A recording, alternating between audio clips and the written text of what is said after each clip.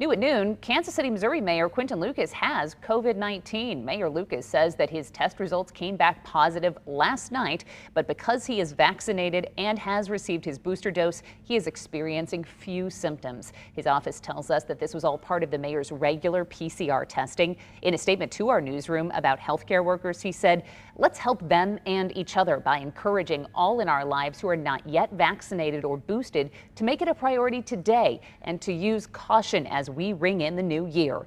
The mayor is in quarantine per CDC guidance.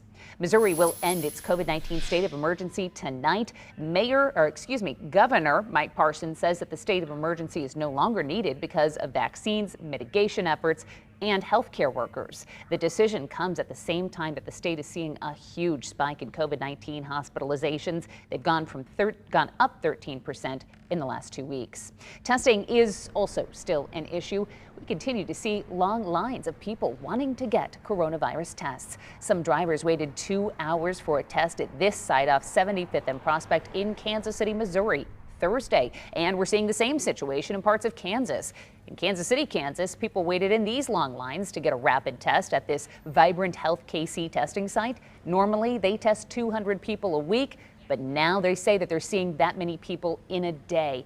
And they're worried parties this weekend could make the situation worse.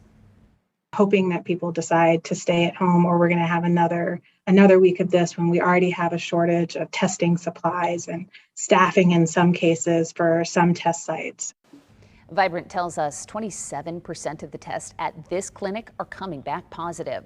If you're planning on attending a New Year's Eve gathering, you might want to take a rapid COVID-19 test. To give some tips on how to best use them to avoid spreading the virus, here's our Jared Hill from our Washington bureau.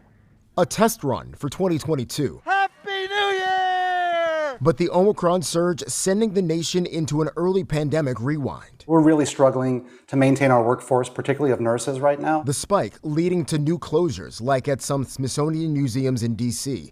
JetBlue is slashing more than 1,000 flights, and the CDC says nobody should get on a cruise, vaccinated or not. Good morning. Meanwhile, many schools are either starting the semester remote again or requiring a negative test. But with reports of negative results in people who later proved to be positive, are rapid tests reliable?